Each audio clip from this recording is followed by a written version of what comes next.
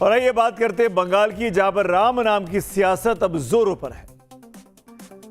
आज पूरे देश में, मतलब पूरे देश में तो कहीं अष्टमी मन रही है तो कहीं रामनवमी मन रही है, लेकिन बंगाल में आज रामनवमी की बहुत ज्यादा धूमधाम रही।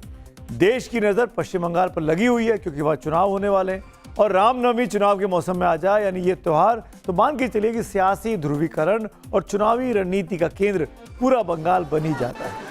कुछ ही दिनों के बाद बंगाल में वोट डाले जा रहे हैं। ऐसे में रामनवमी की शोभा यात्रा को सियासी चश्मे से आज देखा गया। आज पश्चिम बंगाल में 5000 से ज्यादा शोभा यात्राएं निकली हैं पूरे राज्य में। भवानीपुर से बीजेपी उम्मीदवार शुभेंदु अधिकारी, जो कि ममता बनर्जी को इस सीट पर चुनौती दे रहे, उन्होंने भी भव्य शोभा यात्रा निकाली। उनके साथ हजारों समर्थक इस रैली में शामिल हुए।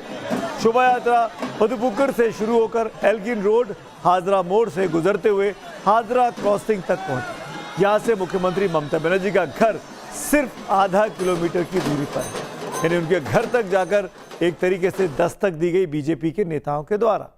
भवानीपुर में ममता बनर्जी का शुभेंदु अधिकारी से ही मुकाबला होना है।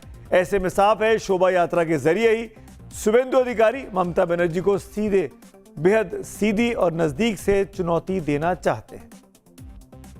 सुशासन प्रतिष्ठा करने का काम और गुंडा राज खत्म करने का काम करूंगा, और जो सनातन विरोधी है उनको विनाश होना चाहिए।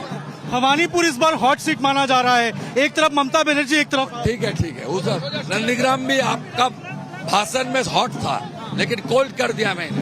शुभेंदु अधिकारी ने भवानीपुर में शोभा यात्रा निकाली तो बीजेपी के पूर्व प्रदेश अध्यक्ष दिलीप घोष खड़गपुर से बाइक में सवार होकर यात्रा पर निकले। केवल ईद का नमाज पढ़ने से काम नहीं चलेगा, राम भगवान के पास भी आना पड़ेगा।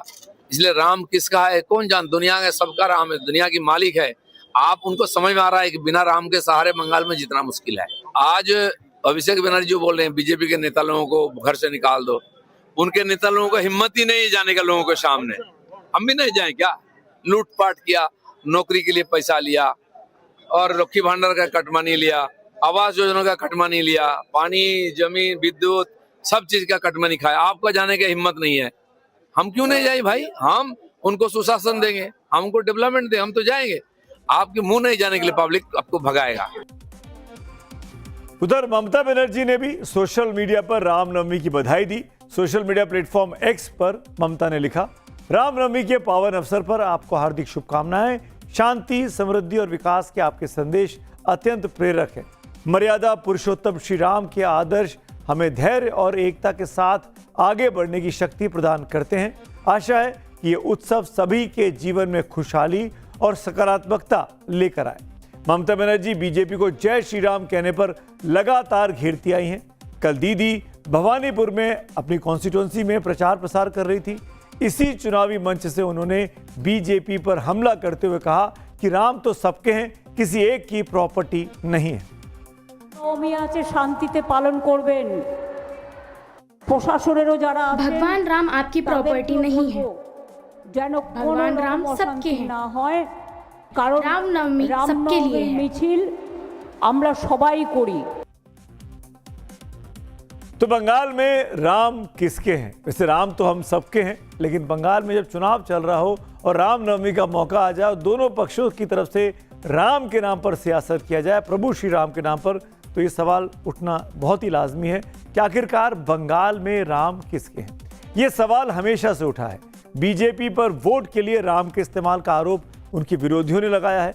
वहीं बीजेपी ममता बनर्जी को तुष्टीकरण के तराजू पे तोलकर राम विरोधी बताने से नहीं चूकती है। लेकिन इस सवाल के सटीक जवाब के लिए 5 साल पीछे आपको जाना होगा। 2021 में बीजेपी ने जय श्री राम को टीएमसी की मुस्लिम तुष्टीकरण के खिलाफ हिंदू एकजुटता का हथियार बनाया था, लेकिन पार्टी के लिए यह बैकफायर उस वक्त कर गया। जय श्री राम का नारा बीजेपी को सत्ता तक 5 साल पहले नहीं पहुंचा पाया था। बंगाल की राजनीति को करीबी से जानने वाले कहते हैं कि बीजेपी का जय श्री राम कुछ हिंदू युवाओं और ग्रामीण इलाकों में जरूर गूंजा, लेकिन बंगाली बौद्धिक वर्ग और मध्यम वर्ग ने इसे बाहरी संस्कृति का प्रतीक माना और इसको नहीं स्वीकारा। टीएमसी ने बीजेपी के जय श्री राम को काउंटर करने के लिए जय बांग्ला, जय दुर्गा, जय मां काली के नारों का इस्तेमाल किया। इसी के सहारे पिछली बार ममता बनर्जी ने जीत की हैट्रिक लगा ली थी। लगातार 3 विधानसभा चुनाव वो जीत गई हैं। इस बार चौथी बार अपनी किस्मत मुख्यमंत्री बनने के लिए वो आजमा रही। टीएमसी ने 2016 में 2011 सीटों के मुकाबले 2021 में 213 सीटें जीती, यानी और 2 सीट बढ़ा ली। 2016 में 3 सीटें जीतने वाली बीजेपी ने 77 सीटों पर चुनावी जंग जीती। 2021 में लेफ्ट और कांग्रेस का सुपड़ा साफ हो गया, जिसका फायदा बीजेपी को कम और टीएमसी को ज्यादा मिला। यानी टीएमसी की सीटें भी बढ़ी, वोट भी बढ़ा, बीजेपी की भी सीटें बढ़ी, पर उस रेशो में नहीं बढ़ी। उस रेशो में उसको फायदा नहीं मिला लेफ्ट के वोटों का, जिस रेशो में टीएमसी को मिल पाया, खासकर दलित वर्ग में और खासकर मुस्लिम समुदाय में। 2021 के इन्हीं आंकड़ों से बीजेपी ने 2026 की अब रणनीति तैयार की है, पूरा ब्लूप्रिंट बनाया है।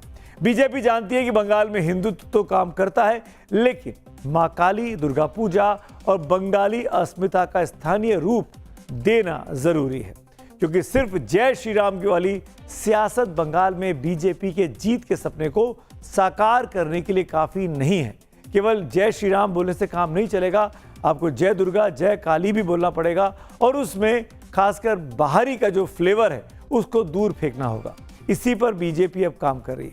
इसीलिए हम कह रहे हैं कि बीजेपी अब जय श्री राम से शिफ्ट होकर जय मां दुर्गे और जय मां काली के नारे पर भी उतर आई है।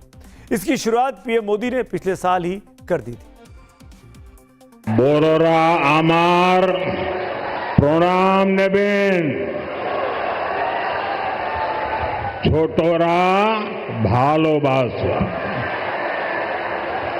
जय मां काली, जय मां दुर्गा। जय मां काली, जय मां दुर्गा का नारा प्रधानमंत्री मोदी दे ही चुके हैं बीजेपी के वर्कर को, काडर को, वोटर को, बंगाल के लोगों को। तो जाहिर तौर पर मान के चलिए कि अब इस मौसम में, जबकि चुनाव में महज 1 महीने का वक्त बाकी है, अप्रैल 23 और अप्रैल 29 2 तारीखें हैं जब पश्चिम बंगाल में वोट पड़ने हैं, तो इन आने वाले 1 महीने के दौरान ये लड़ाई बहुत तेज होगी बंगाली और बाहरी की।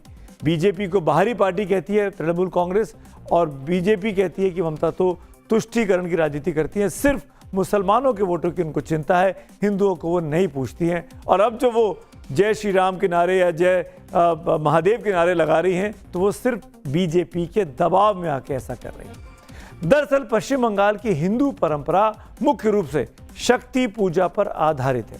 यहाँ पर माँ दुर्गा, माँ काली, जगदात्री जैसी देवियों की पूजा की जाती है। दुर्गा पूजा बंगाल का सबसे बड़ा त्योहार है, जो बंगाली पहचान का प्रतीक है। जैसे महाराष्ट्र में गणेश चतुर्थी होती है, गणेश की पूजा होती है लगातार 8-9 दिनों तक, वैसे ही पश्चिम बंगाल में माँ दुर्गा की होती है। और बंगाली समुदाय चाहे जहाँ भी रहे वो नवदुर्गे मनाता है, पूरे नवरात्रों को अच्छे से मनाता है। बंगाली हिंदू अक्सर प्रभु राम को उत्तर भारतीयों से जोड़ देते हैं, जबकि काली और दुर्गा को बंगाली अपनी माँ, शक्ति और सुरक्षा का प्रतीक मानते हैं। टीएमसी चुनाव में इसी को मुद्दा बनाकर बंगाली अस्मिता वर्सेस बाहरी हिंदुत्व का कार्ड खेलती है, लेकिन अब बीजेपी इसे अपने पिछले 2 चुनावों के अनुभव से सीख चुकी है। इसीलिए भारतीय जनता पार्टी में अब कल्चरल शिफ्ट देखा गया है, और ये दिख भी रहा है। बीजेपी के बड़े नेता अब मंच से जय मां दुर्गे, जय मां काली का उद्घोष कर रहे हैं, और इस चुनावी मौसम में जय श्री राम उतना जोर से नहीं सुनाई दे रहा जितना 5 साल पहले यानी 2021 के चुनाव में सुनाई दे रहा था। पिछले महीने प्रधानमंत्री मोदी ने बंगाल के वोटर्स को लिखे पत्र की शुरुआत भी जय मां काली से की थी। अगर आपको नहीं याद है तो इस चिट्ठी को ध्यान से देखिए। शुरुआत में ही प्रधानमंत्री मोदी ने जय मां काली लिखा था। साफ है कि बीजेपी अब क्या निशाना साध रही है। दुर्गापुर रैली में भी उन्होंने यानी पीएम मोदी ने जय मां काली, जय मां दुर्गा का नारा लगाया था। कल बीजेपी अध्यक्ष नए नवेले बने हैं, उनकी अगुवाई में पहला चुनाव बीजेपी लड़ने जा रही है। बंगाल के चुनाव भी उसमें से एक है। नितिन नवीन की मैं बात कर रहा हूं, वो भी कोलकाता में थे और कोलकाता के श्री दक्षिणेश्वर काली मंदिर में दर्शन के लिए पहुंचे थे। इससे पहले दिसंबर में अमित शाह ने भी कोलकाता के थनथनिया काली मंदिर में पूजा अर्चना की थी। कुल मिलाकर कहने का मतलब यह है, आप समझ रहे होंगे कि बीजेपी अब जय श्री राम की जगह बंगाल के चुनावों में जय मां काली और जय मां दुर्गा के सहारे बाहरी का टैग अपने ऊपर जो लगा है उसको हटाना चाहती है और खुद को बंगाली अस्मिता से जोड़ने की कोशिश कर रही है। लेकिन यह इतना आसान नहीं है, क्योंकि सामने ममता बनर्जी हैं जो बंगाली अस्मिता की पहचान बन चुकी हैं।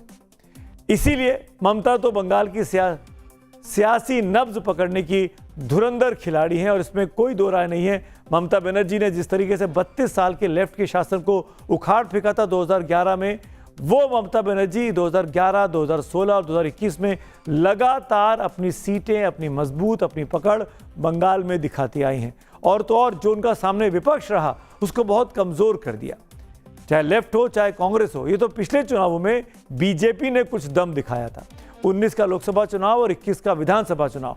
ये दो चुनाव ऐसे आए बंगाल में जिसने बीजेपी को बंगाल में पैर जमाने का अवसर दिया और लेफ्ट और कांग्रेस को एक तरीके से बंगाल में बाहर कर दिया। तो दो ही ताकतें बंगाल में दिखाई देती हैं, एक टीएमसी और एक बीजेपी।